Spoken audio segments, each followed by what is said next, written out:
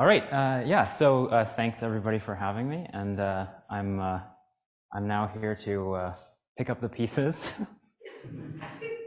So I'll be talking about, like Dick said, how we take this inflationary physics and look for imprints on the cosmic web. Okay, so quick overview. I'm going to talk a little bit about what non-Gaussianity is, because we haven't heard a whole lot about that in this conference. Then I'll talk a bit about the peak patch web sky. It's kind of a superposition pipeline that we work with, a bit how those mocks work, and then I'll talk about how we use that to constrain those inflationary models. And also, we're driving towards, at the end of the talk, that we have this goal where we'll be putting out new web sky catalogs for the public using a range of non-Gaussian initial conditions. Okay, so the CMB is highly Gaussian, but we predict there should be some degree of non-Gaussianity in it, and this can come from a number of different ways. So first of all, we have this scalar perturbation field zeta, which is very important. This field, even if it is purely Gaussian, it'll couple to observable fields.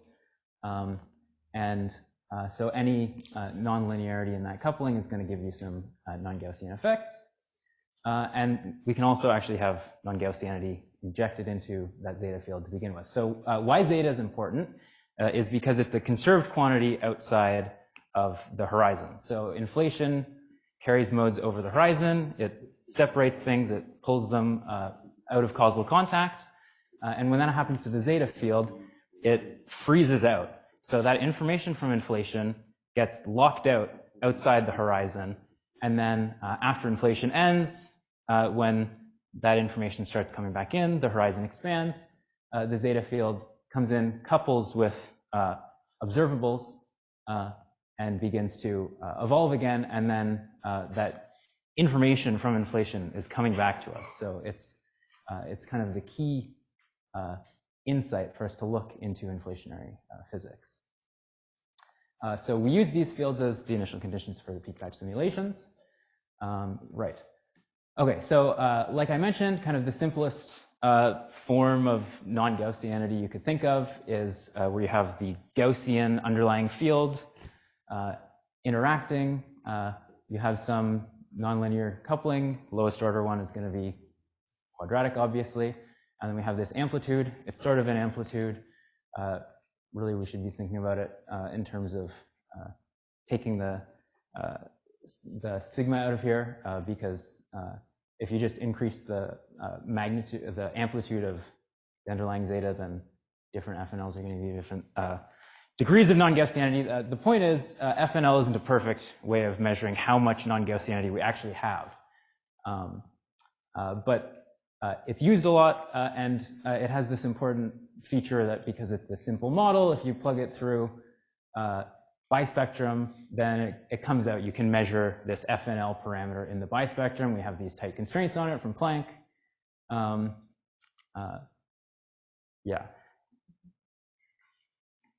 But so the thing is, if we have some other field that's injecting this non-Gaussianity, then the signal gets buried. So here I have the same FNL non-Gaussianity, and then on this side, Gaussian field here, FNL non-Gaussianity here, and we have an uncorrelated non-Gaussianity here. So it's constructed with, it has the same power spectrum as the underlying Gaussian field, but it's a different random field. So it's sort of the simplest case of an uncorrelated field. We're just changing that one variable, which is that it's a different noise field you plug in to begin with. And you can see here, the uncorrelated field looks a lot more like the Gaussian field than the FNL field. So this can arise if we have some other inflationary fields. You can get this uncorrelated non-Gaussianity, and it buries the signal. And then, so what if your initial fields have non-Gaussianity injected into them even earlier? So this is, this model I'm going to be talking about mostly is motivated by work by Tom Morrison, another PhD student at CITA, along with Jonathan Braden, a postdoc, and of course Dick. And so in this model, we have a multi-field inflation model where there's an instability and you have a saddle point in the potential. And so this can be, it's not well described by this quadratic low-order non-linear perturbation. You need some functional form to describe the non-Gaussianity. And because it's not well described by that perturbative approach, that means that it isn't well described by that FNL you can get from the bispectrum, which means we need some other way of measuring it. So what this type of non-Gaussianity does, it injects power in a characteristic scale. So here I have an unnormalized matter power spectrum, what it would look like if you inject a bunch of power at this particular scale here.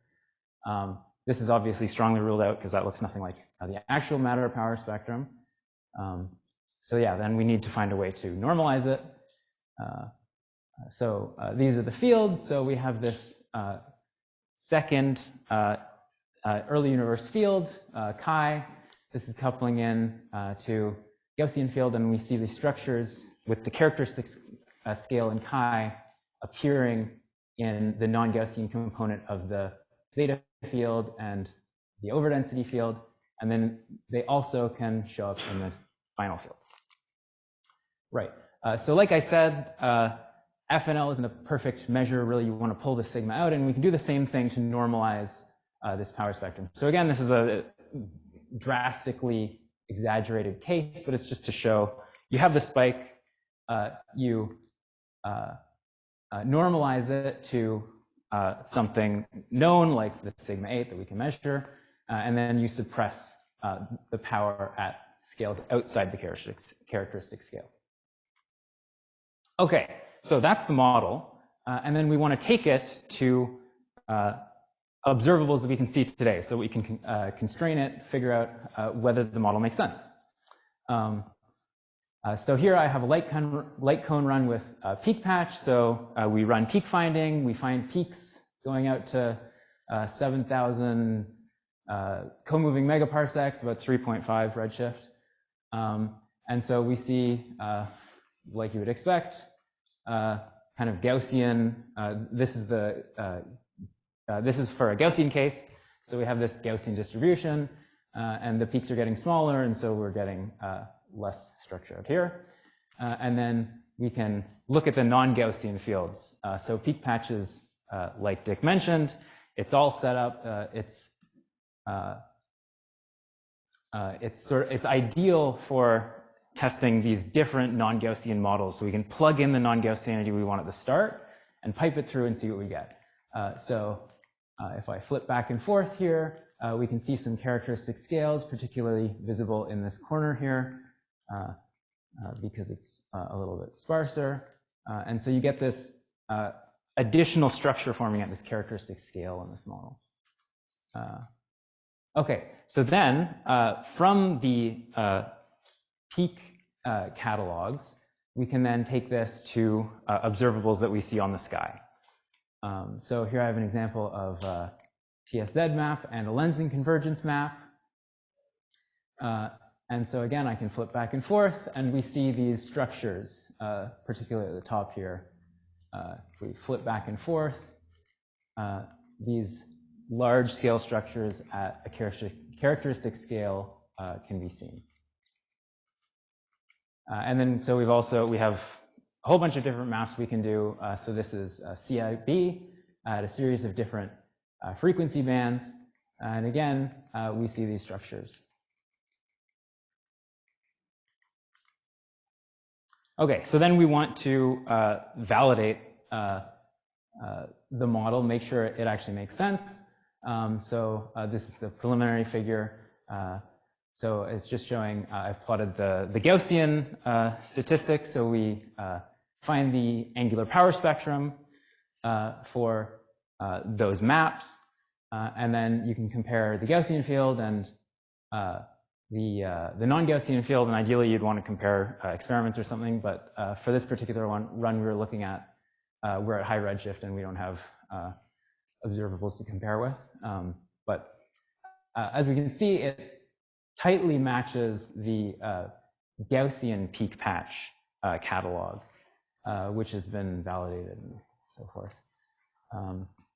Okay, so like I said, we're driving towards this release of a expanded catalog of, is this gonna run? Yeah. This expanded, we're both gonna go? Okay. We're driving towards this expanded catalog. So there's a lot of interest in the field and these different non-Gaussian models. And so we're going to be running a bunch of different models. We'll be doing full skies, so you can get full statistics. So this is just the Gaussian case here. You can compare these power spectra to observations from Planck and other satellites, experiments, telescopes. And we can see whether these inflationary models actually make sense. So just by modulating the power of the non-Gaussian component and the characteristic scale of this particular model is dependent on where that instability happens during inflation. So the scale factor, just by changing those parameters, we can probe this parameter space of these inflationary models. And I should say that this is a very general case as well, because this is this intermittent non-Gaussianity is coming from any saddle point that could that the inflaton traverses during inflation. So it's not some small niche model like this. It's a very broad swath of inflationary models that could give rise to this. Okay. Is this going to run? Okay. So here I'm showing a fly through of that last stretch of that light cone peak patch run. So we're going from redshift 2.5 to about 3 here, and we're looking at the structure in the Gaussian and the non-Gaussian parts. Okay, and then here we have a difference map.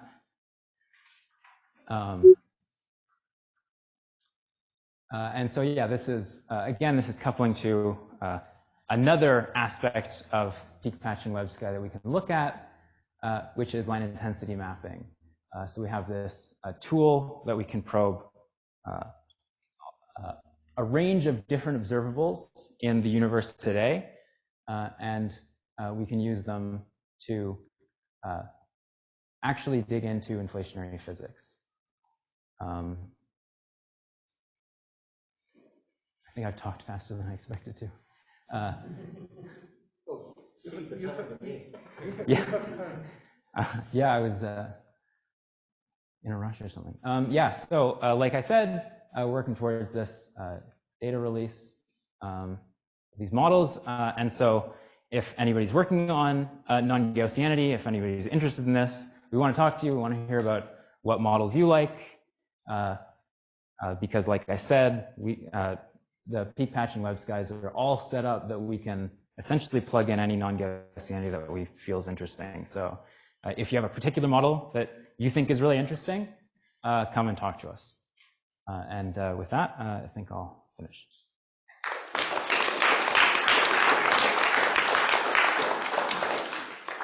Well, thank you so much. Questions? Yeah.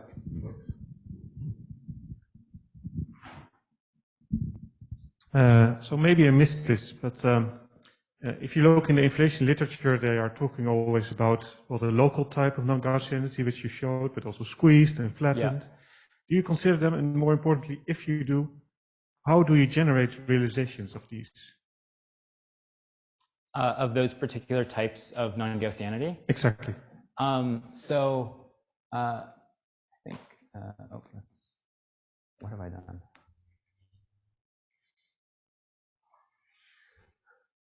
Whoops. Okay, so if I go back to, if I'm remembering right, the those bispectrum forms of FNL correlate to certain FNL models. So I think FNL local is,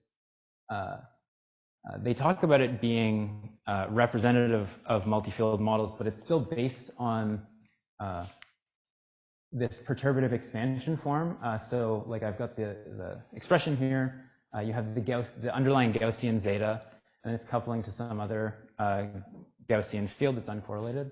And so this FNL-like thing would be related to that. So we haven't done like bispectrum analysis of this model. So it's something I've thought about. I don't know exactly what it would look like, but I think because we have this sort of non-trivial form, this functional, you have a transfer function that relates the non-Gaussian part of this zeta to the square of the chi field, but there's some k dependence in it, so it's not as simple as just like the perturbative expansion. So I'm not sure. I don't think this would match well with any of those particular bispectrum templates. Yeah, I know there's efforts to look at sort of different shapes of bispectra as well. Yeah, it's something I've thought a little bit about, but. I was going to actually ask, I was going to say that it's really good that you've got more measurements of non-Gaussianity because people have locked on to only a few, and whereas, you know, putting perturbations in initially in different ways is actually giving people more ways to constrain theories and stuff. I was wondering, because you were showing us the power spectrum, which you don't expect to change that much, right? But you were also showing objects. Did you look at like your mass function and stuff in this model, the halo mass function or the? So I haven't looked at the mass function going all the way to redshift 3.5 yet. I mean, because you can see the objects changing, so I thought that, and it seemed. Yeah. So normally, yeah, the mass function is another thing we can look at to compare with. So obviously, the Gaussian form of peak patch was validated. The mass function is fit to what we expect to see, and yeah, this model, like you said, it matches the angular power spectrum well, but we were actually just talking about this. Because we're seeing this structure out here, and then also in the flybys, it was quite visible. So yeah, it's possible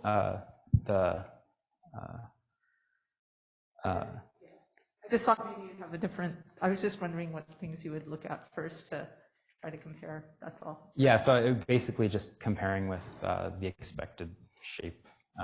So yeah, you can get enhancement at certain masses, and that would possibly let you rule things out. Yeah, so again, redshift 2 to 3 is kind of sweet spot for the Lyman alpha forest, and so classically, like it's been tricky to try and measure large-scale modes through, say, the power spectrum on the Lyman alpha forest in 1D, because there used to be, well, in 1D the continuum fitting adds in a lot of uncertainty, but especially with DESI and of course PFS, there's going to be enough sightlines, 3D sightlines on the sky, that you start being able to cross-correlate between sightlines, and so I would of course encourage you to think about Lyman alpha forests and how this kind of non-Gaussianity would affect those statistics. Yeah, so hydrogen as well, we can make maps in that. I didn't show any, but it's another area we can look at.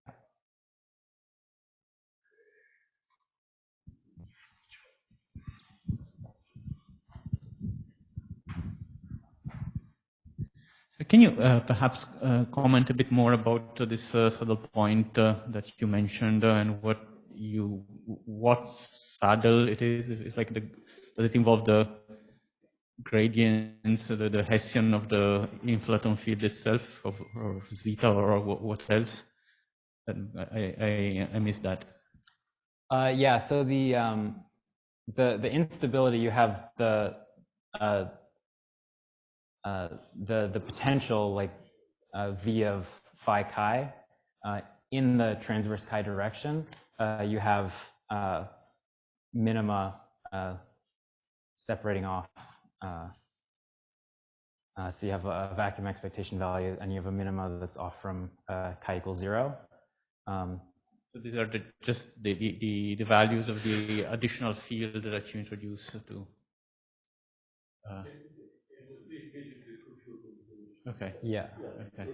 It's pretty generic, but what we have tended to use, because most people say, oh, that's fine, is spontaneous symmetry breaking Higgs like lambda phi squared minus squared squared, which the main thing that it has is the instability.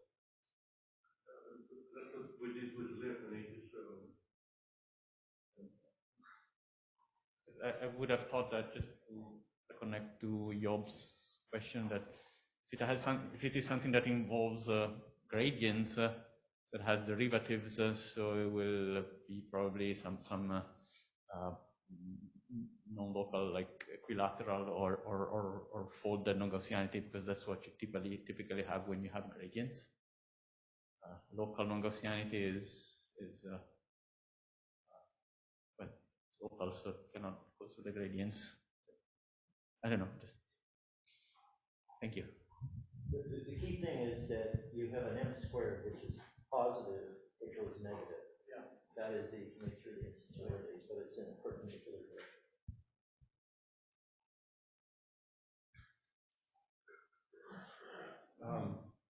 More questions? Well, altogether, CITA is doing very well on time. Well, let's thank the speaker again.